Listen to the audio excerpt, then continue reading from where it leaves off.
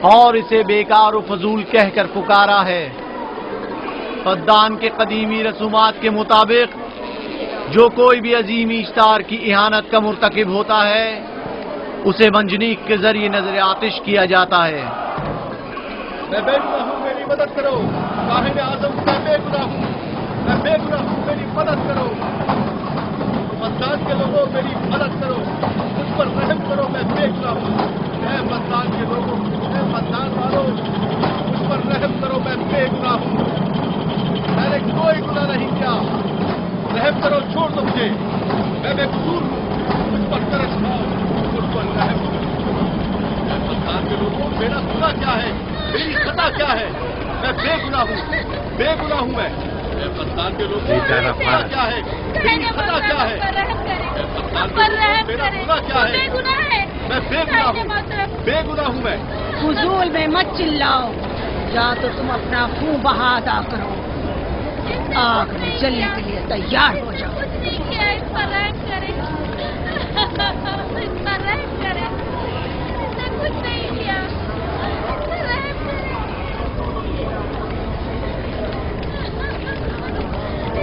اس کا خون بہا کتنا ہے میں ادا کرتا ہوں۔ تم ادا کرو گے؟ کیا وہ خود اشتار کے دشمنوں میں سے ہے؟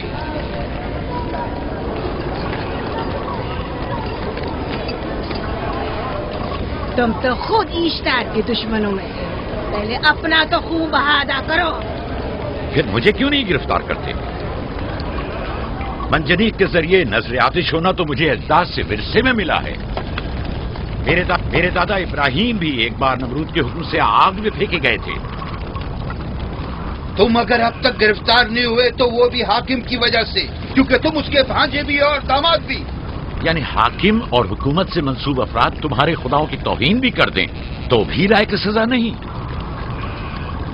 اسے گرفتار کرو اور اس کے دادا کی طرح اسے بھی آگ میں ڈال دو۔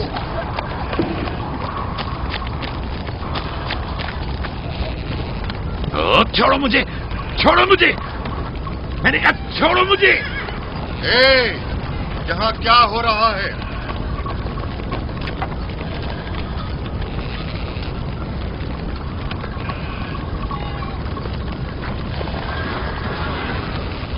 اسے چھوڑ دو اور اس ملزم کو بھی چھوڑ دو۔ فارس کو سزا ملنی چاہیے۔ جب یعقوب اس کا خون بہا ادا کر رہا ہے تو تم لوگوں کو حق نہیں کہ اسے سزا دو۔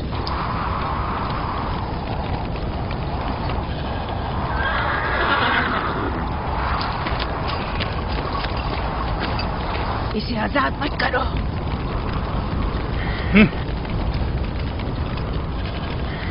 یعقوب، تمہیں 500 دینار فارس کا خون بہا ادا کرنا ہوگا۔ مجھے کوئی اعتراض نہیں، میں یہ رقم ادا کر دوں گا۔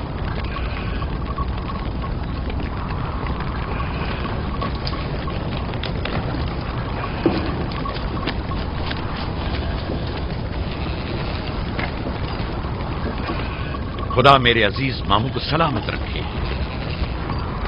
آخر میں کب تک تمہاری حفاظت کروں کہ تم پر کوئی مصیبت نہ آئے؟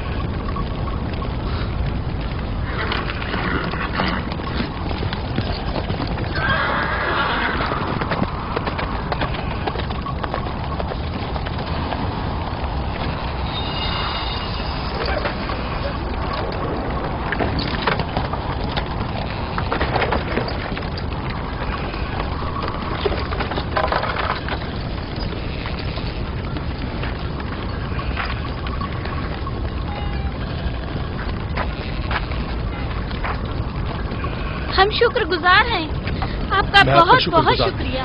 یہ کیا کر رہے ہو؟ میں آپ کا شکر گزار ہوں۔ جب تک میں خون بہا ادا نہیں کر دیتا آپ کے لیے کام کروں گا، آپ کا بے دام غلام بن کر رہوں گا۔ آپ نے فارس کے پورے خاندان کو نجات دی ہے، آپ نے ہمیں نئی زندگی عطا کی ہے۔ چلو آؤ چلے۔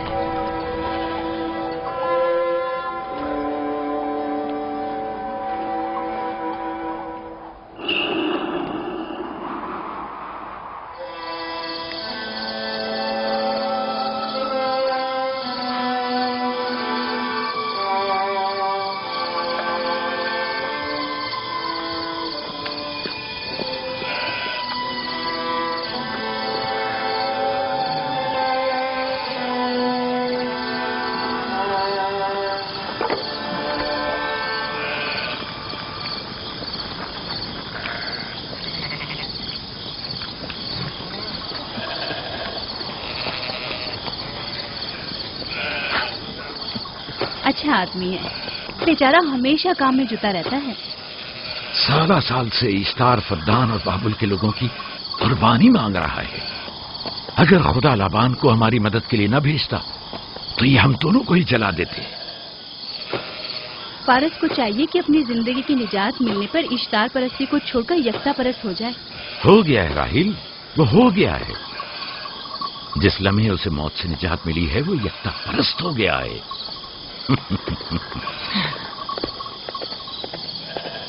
ہمارا ننھا مہمان کب آ رہا ہے؟ بہت جلد یا نبی خدا، اب زیادہ دیر نہیں۔ عرصے دراز سے اس بچے کے انتظار میں ہوں۔ اگر خدا نے چاہا تو جلد ہی یہ انتظار کی گھڑیاں ختم ہو جائیں گی۔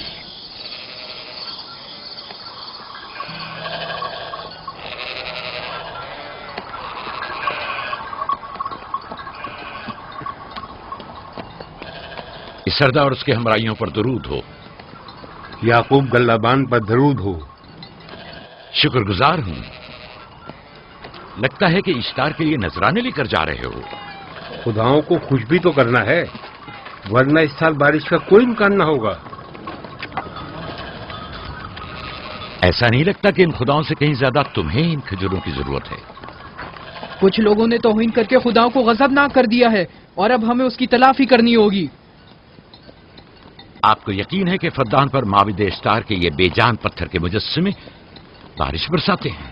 تمہاری انہی باتوں نے خداؤں کو غضبناک کیا ہے اور انہوں نے سرزمین فدان سے برستے بادلوں کو دور کیا ہے۔ خداؤں کی توہین کرنے سے باز آ جاؤ یعقوب۔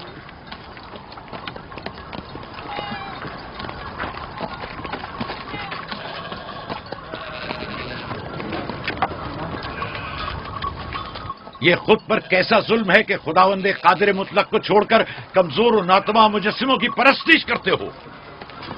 کیوں اپنے تاریخ قلوب کو خدا یکتا پر ایمان لا کر منور نہیں کرتے ہو؟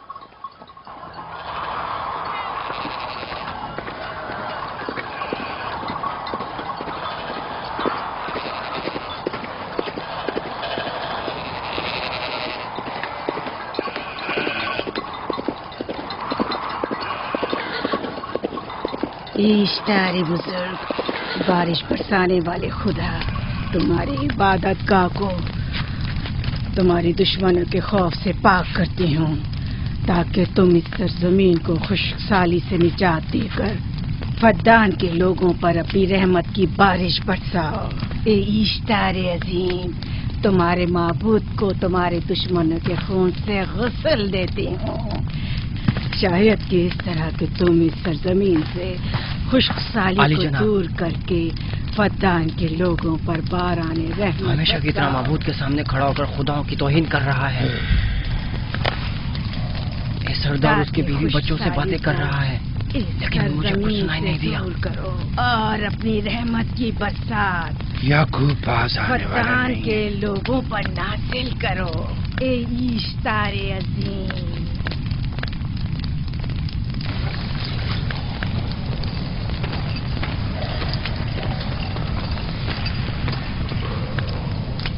یعقوب نے پھر وہی کرنا شروع کر دیا۔ امید کرتی ہوں کہ وہ خیر و غضب کا شکار ہو۔ اب اس کے ساتھ کیا کریں؟ تم بس لابان کو یہاں بلاؤ، باقی سب مجھ پر چھوڑ دو۔ جلدی سے لابان کو بلا کر لاؤ۔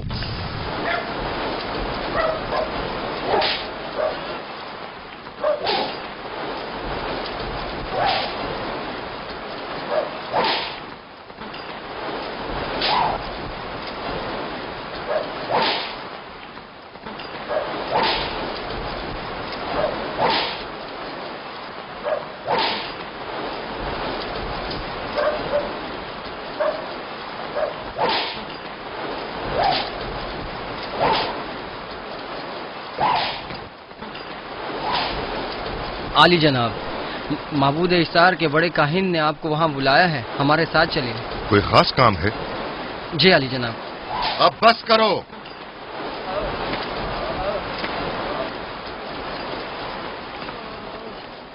اگر اب کی بار چوری کی تو کوڑوں سے زندہ بچ کر نہیں جاؤ گے۔ وعدہ کرتا ہوں میرے باپ کی توبہ۔ کھولو اسے۔ मेरे साथ आओ।